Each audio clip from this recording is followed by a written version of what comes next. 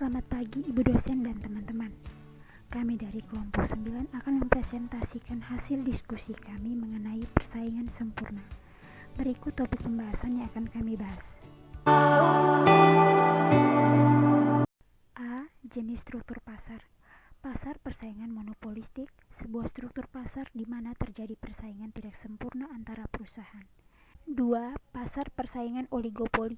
Pada pasar dengan struktur oligopoli terdapat beberapa perusahaan yang menguasai mayoritas pangsa pasar. 3. Pasar persaingan monosoni. Pasar monosoni terbentuk ketika hanya terdapat satu pembeli untuk jasa atau produk yang disediakan. 4. Pasar monopoli. Indonesia memiliki banyak sekali monopoli. Namun monopoli ini dijalankan sesuai dengan mandat pemerintah dan konstitusi kita. B. Faktor yang menentukan struktur pasar. 1. Jumlah atau banyaknya perusahaan yang ada di dalam pasar. Jumlah perusahaan yang akan menentukan jumlah pasar. Semakin banyak perusahaan yang memproduksi produk yang sama, maka persaingan akan semakin keras. Yang kedua, jenis barang yang diperjualbelikan. Jenis barang yang dihasilkan perusahaan juga menentukan struktur pasar yang berlaku.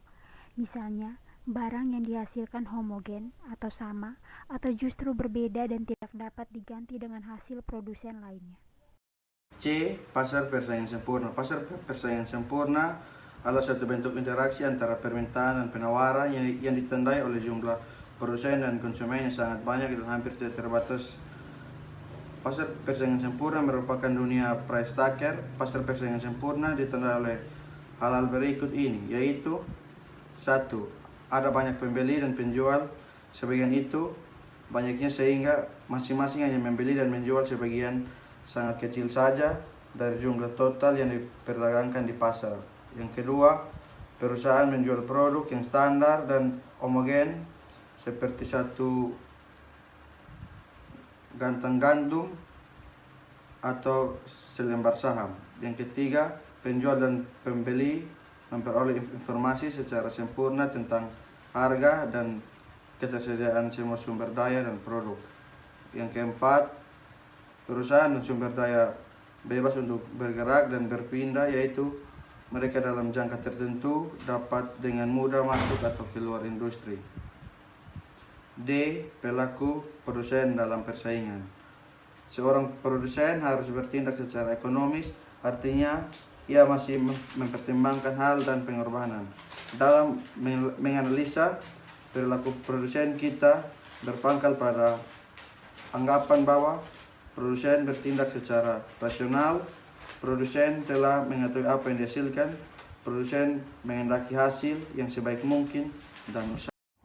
Yang berikut keseimbangan jangka panjang. Keseimbangan jangka panjang atau masalah pertumbuhan. Masalah ini adalah mengenai bagaimana kita mengemudikan perekonomian kita agar ada keserasian antara pertumbuhan penduduk, pertambahan kapasitas produksi, dan tersedianya dana untuk investasi. Perkembangan kegiatan dalam perekonomian yang menyebabkan barang dan jasa yang diproduksi dalam masyarakat bertambah dan kemakmuran masyarakat meningkat.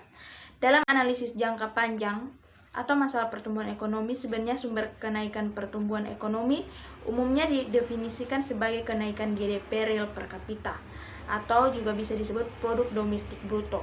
Adalah nilai pasar keluaran total sebuah negara yang merupakan nilai pasar semua barang jadi dan jasa akhir yang diproduksi selama periode waktu tertentu. Yang berikut F. Skala produksi jangka panjang. Dalam analisis jangka panjang, semua biaya merupakan biaya variabel. Dalam jangka panjang, perusahaan atau penjual hanya mendapatkan normal profit atau break-even impasse. Hal ini disebabkan karena perusahaan atau penjual yang mendapatkan laba akan mendorong perusahaan atau penjual baru akan masuk ke dalam pasar, atau karena tidak ada hambatan atau larangan perusahaan atau penjual lain untuk masuk pasar. Dengan masuknya perusahaan atau penjual baru akan menambah jumlah produksi atau supply atau persediaan meningkat, maka supply akan lebih besar dari demand sehingga menyebabkan harga jual menjadi menurun.